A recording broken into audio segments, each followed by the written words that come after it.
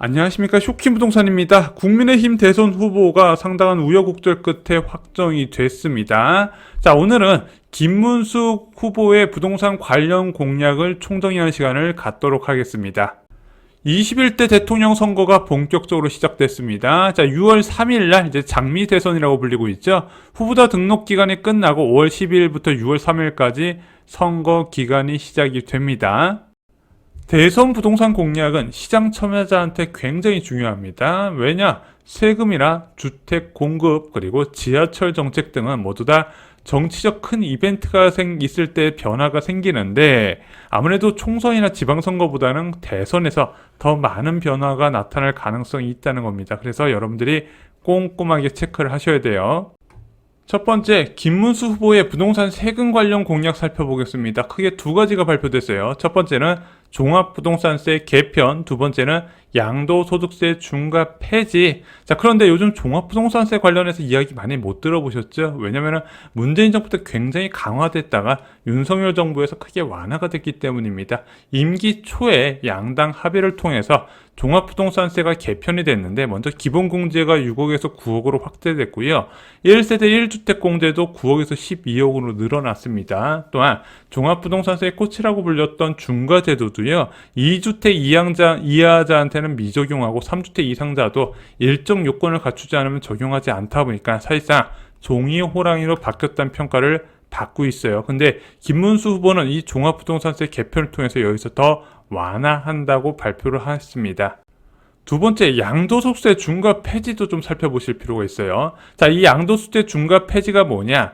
다주택자가 조정 대상 지역에 위치한 주택을 처분할 때 기본 양도세율의 20에서 30%포인트를 추가하는 게 바로 양도소득세 중과제도입니다. 자, 얼마나 많은 세금을 내냐? 예를 들어 3억의 양도차익이 있어요. 2주택자는 한 1억 5천만 원 정도 세금 낸다 보시면 되고요. 3주택 이상자 같은 경우는 한 1억 8천 정도 거의 60% 세금을 낸다 보시면 될 것 같습니다. 자, 그런데 이 양도소득세 중과제도도 요즘 많이 이야기 못 들어보셨을 거예요. 왜?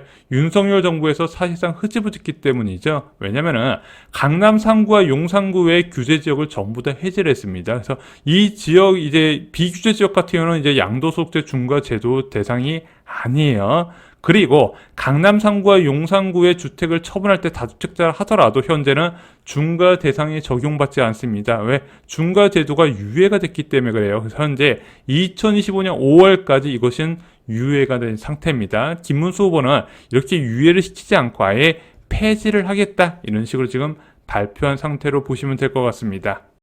두 번째는 주택 공급 관련 공약 살펴보겠습니다. 지금 양당에서 활발하게 이야기가 나오는 게 바로 재건축 초과 이용 환수제 폐지입니다. 자, 이 재건축 초과 이용 환수제는 재건축 추진 과정에서 일정 수준 이상의 이익을 봤을 때 정부가 일부 환수하는 제도입니다. 하지만 2024년 3월에 좀 이것이 한 차례 개편이 됐어요.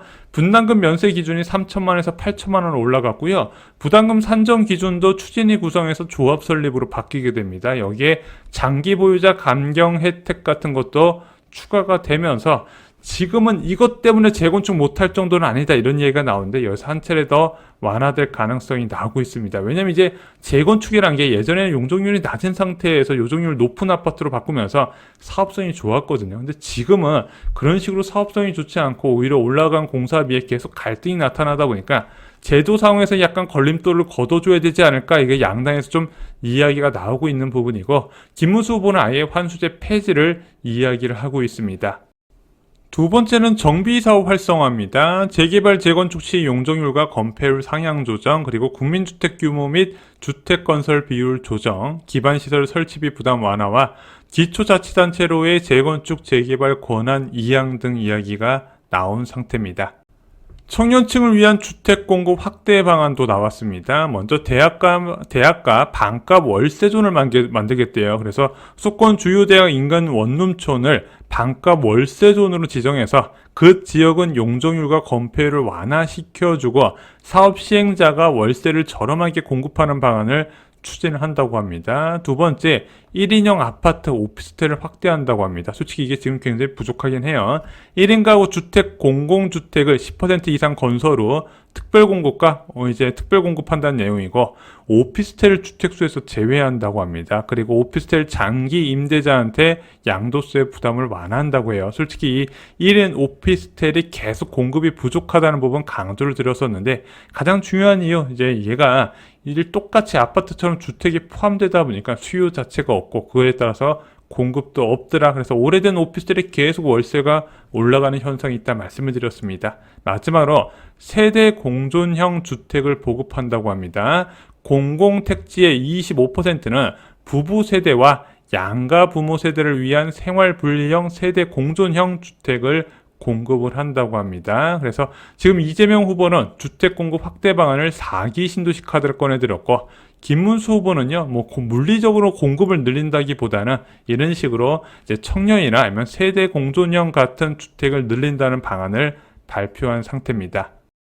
세 번째, 정말 중요한 거죠. 바로 지하철 관련 공약 살펴보겠습니다. 자, 대선과 가장 밀접하게 연관된 게 바로 GTX 사업이죠. 자, 이미 GTX A, B, C 사업은 행정상의 착공이 진행됐습니다. 하지만 지금 A 사업을 제외하고는 B, C 사업이 약간 흐지부지하고, 특히 C 사업 같은 경우는 이게 사업이 좌초되는 거 아니야, 이런 우려가 큰 상황입니다. 하지만 김문수 후보, 이제 GTX를 처음 제안했던 사람이죠. 예전 경기도지사 시절에. 자, 김문수 후보는요, GTX A, B, C를요, 임기 내 개통하겠다고 발표를 했습니다. 그래서 10대 공약을 발표했는데 그중 네 번째가 GTX로 연결되는 나라 함께 크는 대한민국이었습니다. 참고로 이 GTX는 수도권뿐만 아니라 지방까지도 활발하게 연결을 진행한다고 해요. GTX D, E, F는 어떻게 되나요? 자, 윤석열 정부에서 발표만 한 상태고, 아직까지 지자체의 의견 수렴 정도 진행되는 상황입니다. 특히 E하고 F는 사람들이 아직까지 관심이 많은 것 같지는 않고, 그나마 관심이 쏠린 게 강남 접근성이 이제 좀 많이 기대가 되는 GTX D 노선인데, 김문수 후보 같은 경우는요, 임기 내 착공한다고 공약을 발표한 상태입니다. 그렇게 된다면 특히 GTX D 노선 호재 지역 중심으로 해서 좀 많은 주목을 받을 가능성이 있어요. 대표적으로 3기 신도시 중에서는 대장지구 그리고 교산지구가 여기에 포함이 되겠죠. 또한 김문수 후보는 첫 번째 지역 일정으로 서울시장과 회동을 했거든요. 그때 이렇게 이야기를 했습니다. 대통령실과 국회 세종시 이전은 당연한 선택, 신속 추진이 필요하다고 발표했어요. 이거는 이제 더불어민주당 이재명 후보도 같은 이야기를 하고 있죠. 그러다 보니까 요즘 세종시 집값이 많이 올라가고 있다고 합니다. 자, 집값의 가장 큰 호재는 무엇이다? 결국엔 사는 사람이 많은 호재가 필요한데, 그 사는 사람이 많은 건 어디서 나타난다? 언론이 보도하는 만큼 사는 사람은 많아지게 돼 있습니다. 그래서 지금 세종시 집값 보면요, 여러분들 생각한 것보다 좀 빠른 움직임을 보이고 있다는 거. 근데 앞으로 세종시 관련 뉴스가 앞으로 많이 나올까 적게 나올까 생각을 해보시면 어떨까 싶어요.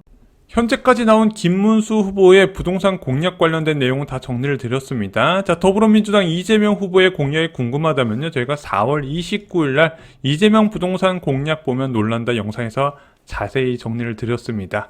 자, 물론 양당 후보에서 아직까지 공약집이 나온 건 아니라서 공약집이 나오고 어떻게 이행할 거란 계획이 나오면요, 이제 더 양당 후보의 이제 공약에 대해서 한번 비교 분석하는 영상을 제작하도록 하겠습니다.